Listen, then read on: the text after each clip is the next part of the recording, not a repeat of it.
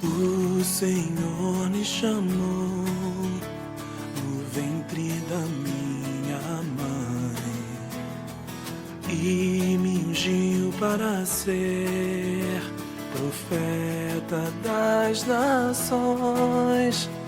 Palavras de vida na sequidão. Olá, a paz do Senhor, irmãos. Queremos convidá-los para mais uma reflexão no Pregando com Ousadia. Nós queremos trazer aqui um texto da Palavra de Deus, e o texto que nós iremos ler hoje com vocês está no livro de Esdras, capítulo de número 7. Nós iremos ler do versículo de número 23. Livro de Esdras, capítulo de número 7, versículo de número 23. Que nos diz assim a palavra do Senhor: tudo quanto se ordenar, segundo o mandado de Deus, do Deus do céu, prontamente se faça para a casa do Deus dos céus, porque para que haveria ira sobre o reino do rei e de seus filhos? Também vos fazemos saber acerca de todos os sacerdotes, levitas, cantores, porteiros, netineus e ministros desta casa de Deus, que se lhes não possa impor nem direito, nem antigo tributo, nem renda. E tu, Esdras, conforme a sabedoria do teu Deus, que está na tua mão, põe regedores e juízes que julguem, e todo o povo que está da além do rio, a todos os que sabem as leis de teu Deus, e aos que não sabem a fareis saber. E todo aquele que não observar a lei do teu Deus e a lei do rei, logo se faça justiça dele, quer seja morte, quer degredo, quer multa sobre os seus bens, quer prisão. Bendito seja o Senhor, Deus de nossos pais, que tal inspirou ao coração do rei para ornarmos a casa do Senhor, que está em Jerusalém. Amém, meus irmãos? Lemos aí até o verso de número 26. Queridos, nós queremos aqui dar graças ao nosso Deus. Aí estamos atravessando o 10º dia, no enfrentamento contra o Covid-19. Deus tem assumido o controle de meu lar, da minha casa, da minha vida, como temos passado para Ele o controle das nossas vidas. O Senhor domina sobre todas as coisas e estamos aí, com a graça de Deus, sobrevivendo a este vírus tão letal que tem destruído a vida de muitas pessoas. Queridos, quero dizer que nós estamos orando aí por todos aqueles que também foram vítimas do coronavírus, pelas famílias enlutadas, para que Deus ajude com fortes corações nesta hora difícil. Agradecemos a oração de todos os irmãos motociclistas, agradecemos a oração de toda a igreja, de todos os irmãos em Cristo, que também têm nos carregado em suas orações. Queridos, no assunto desta ocasião, nós queremos dar o seguinte tema: como tratar político corrupto à luz da palavra de Deus. Este capítulo de número 7 do livro de Esdras, ele é um livro que registra um momento de restauração política da nação de Israel, levando ao fim do cativeiro profetizado por Jeremias. E Deus usa alguns monarcas da época para poder dar ao povo de Israel a oportunidade de se restabelecer como nação. Tínhamos ali o monarca Ciro, tínhamos ali o monarca Artaxerxes e também Xerxes, que direcionaram o povo de Israel. Esdras e todos os políticos e governantes israelitas para estarem à frente desta grande obra. E seguindo a orientação do rei, Esdras passou para o povo o que necessariamente deveria ser feito. O povo deveria estar pronto para se inclinar, para obedecer à vontade de Deus e também executar as leis dos homens.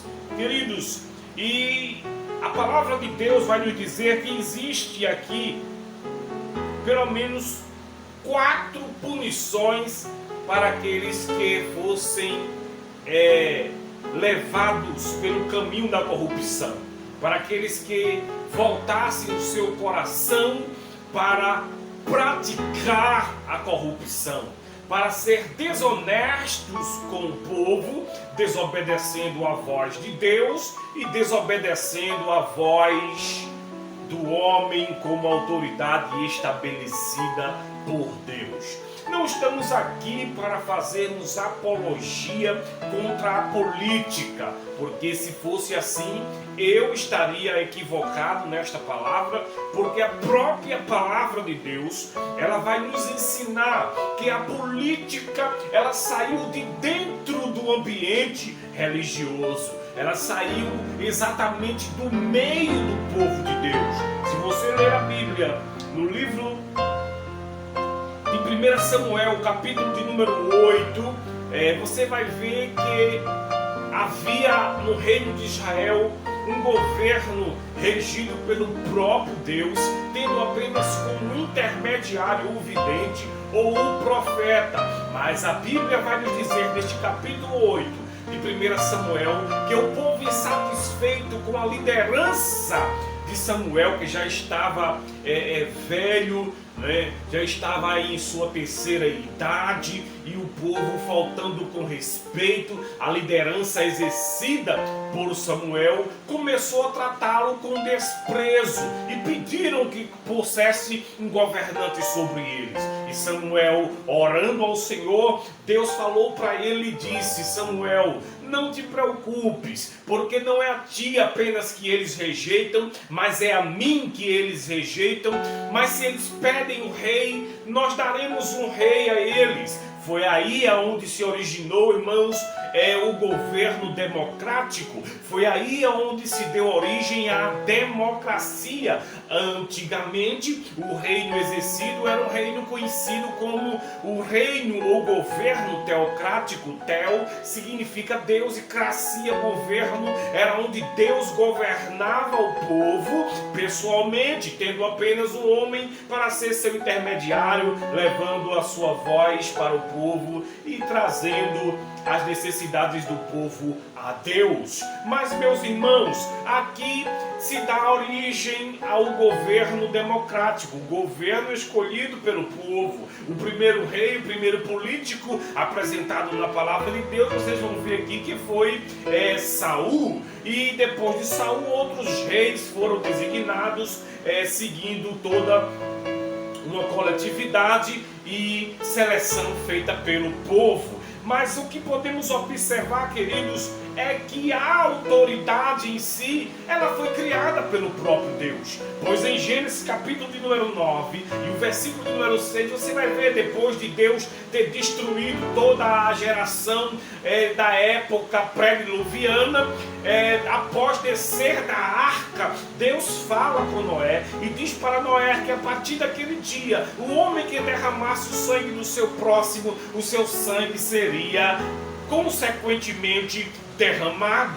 Deus estará ali concedendo a Noé uma autoridade jurídica, irmãos, para que ele pudesse determinar a sentença das pessoas que praticassem os males. Na carta aos Romanos, capítulo de número 13 e o versículo de número 1, a palavra de Deus vai nos dizer ainda que não há autoridade que não venha de Deus. Todas as autoridades foram constituídas por Deus. Mas, irmão Charles, então Deus escolhe os políticos corruptos, então Deus escolhe essa corja de bandido que estão usando de má fé com as pessoas? Não! A escolha é feita pelos homens, a autoridade em si foi designada por Deus. Precisamos escolher com sabedoria quem vamos, irmãos, recomendar para estar nos representando diante da política. É exatamente esse o cuidado que precisamos ter e não estar fazendo o que muitos fazem por aí,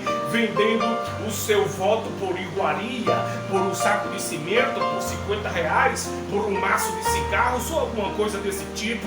Não venda seu voto, seja íntegro e entenda que a vontade de Deus é que haja governantes sinceros, que haja governantes honestos, que hajam governantes que acima de tudo aprendam e saibam honrar a vontade de Deus. Aleluia, aleluia.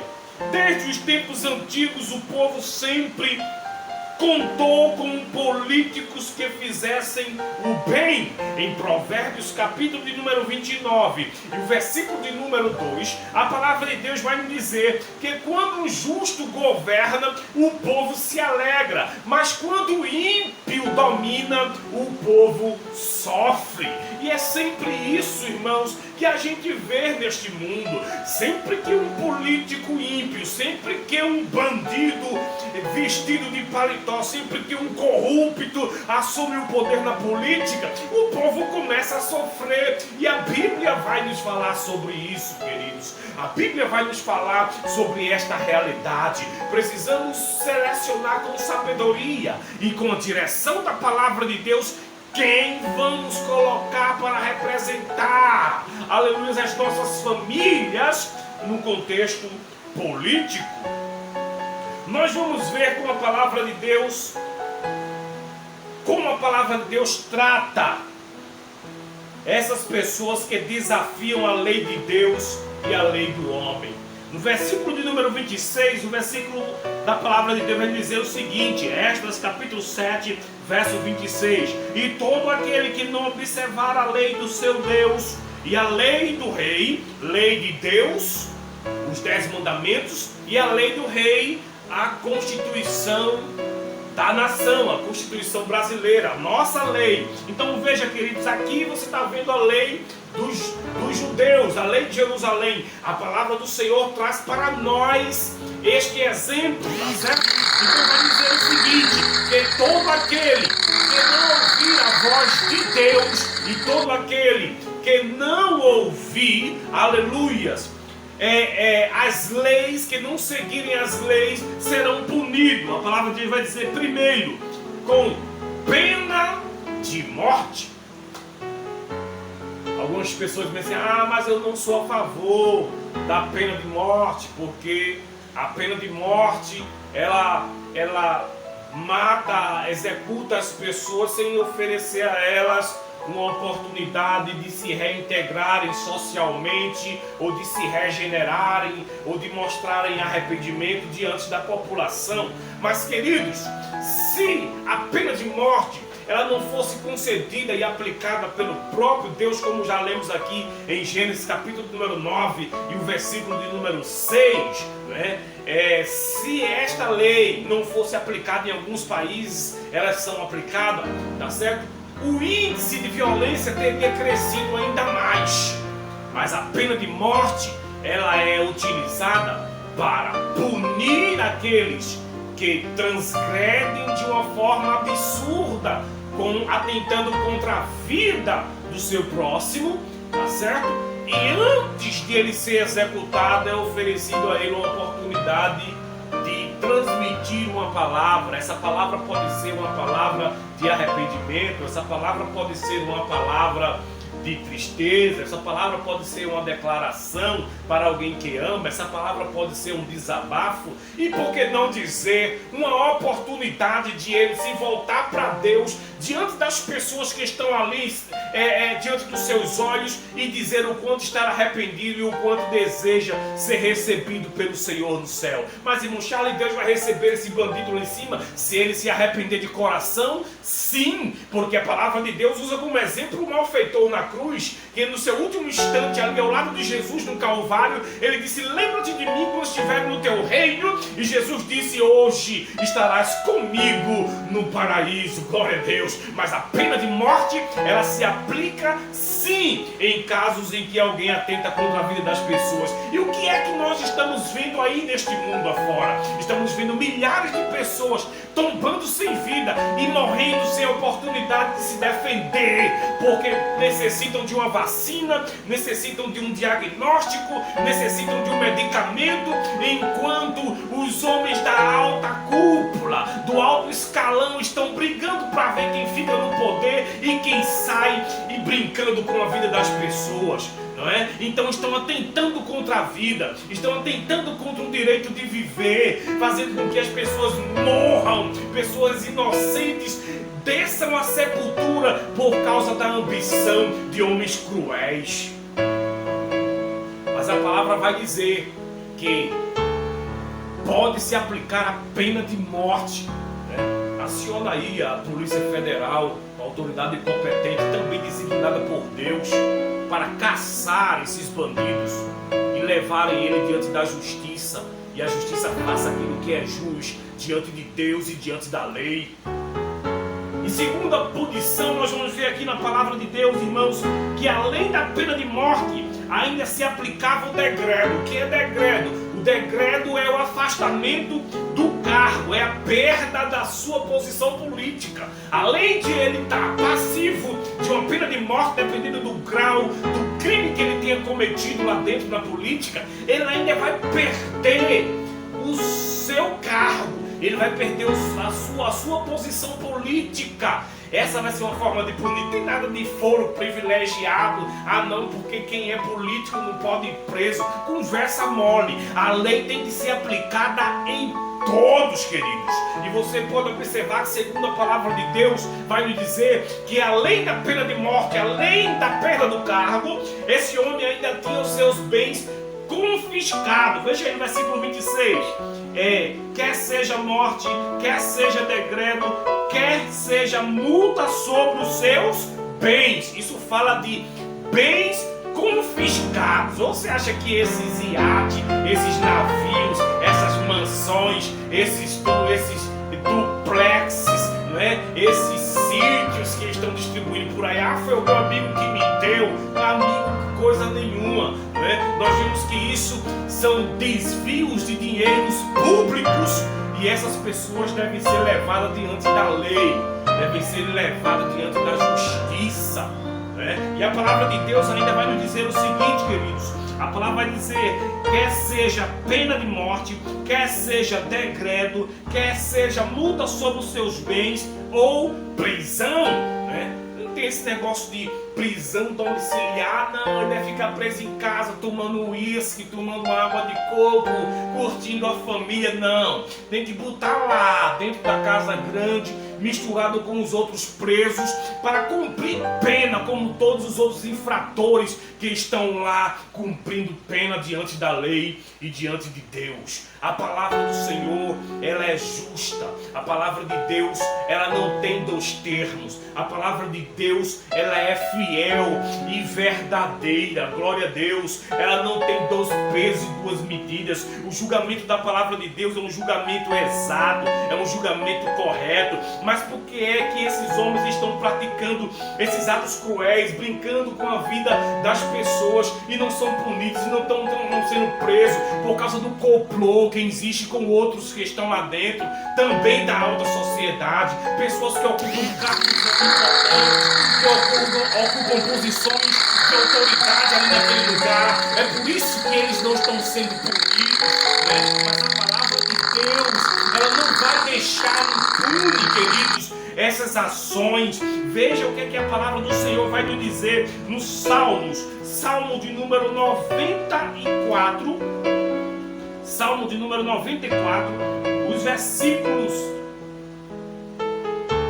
Aleluia, glória a Deus. Os versículos de número 20 até o 23 vai dizer o seguinte: podia, por acaso, associar contigo o trono da iniquidade, que foge ao mal, tentando por pretexto estar usando a lei, se aproveitam e brincam com a vida do justo e condenam o sangue inocente. Mas o Senhor foi o meu alto refúgio e o meu Deus, a rocha em que me refugiarei, e farei recair sobre eles a sua própria iniquidade, e Deus o destruirá na sua própria malícia. O Senhor, nosso Deus, o destruirá. É a palavra de Deus que está falando aqui. Essas pessoas que estão lá exercendo o poder político e atentando contra a vida de pessoas inocentes vão ter que prestar conta diante de Deus. O juízo de Deus está vindo aí para suas vidas, viu? O juízo de Deus está vindo e você será punido por esses atos profanos e maldosos, atentando contra a vida de milhares e milhares de pessoas. Aleluia, glória a Deus. Mas, irmão Charles, qual é a posição do cristão diante dessa situação toda? Em Gálatas capítulo de número 1, Gálatas capítulo de número 1 e o versículo número 10, a palavra de Deus diz o seguinte: porque persuado eu agora aos homens, e insisto em agradar aos homens ou a Deus? Isso é uma pergunta. Ou procuro agradar aos homens?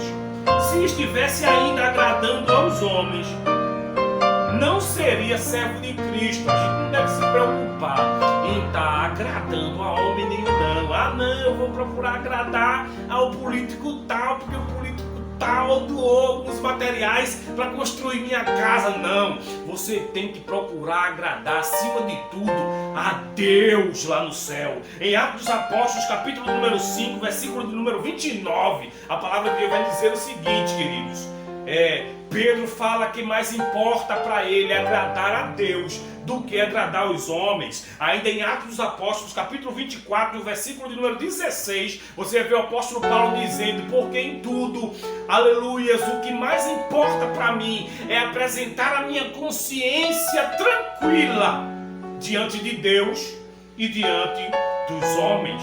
Salmo de número 33 e o versículo de número 12, a palavra de Deus vai dizer o seguinte: feliz é a nação cujo Deus é o Senhor. O Brasil é uma nação de Deus. O Brasil é o país de Deus. O Brasil não é país de homens corruptos, de homens maldosos, de políticos corruptos, não. O Brasil é de Deus, e esta nação precisa se despertar para buscar a presença de Deus, para orar ao Senhor, e Ele haja com justiça sobre essas pessoas que estão tentando contra a vida de milhares de inocentes.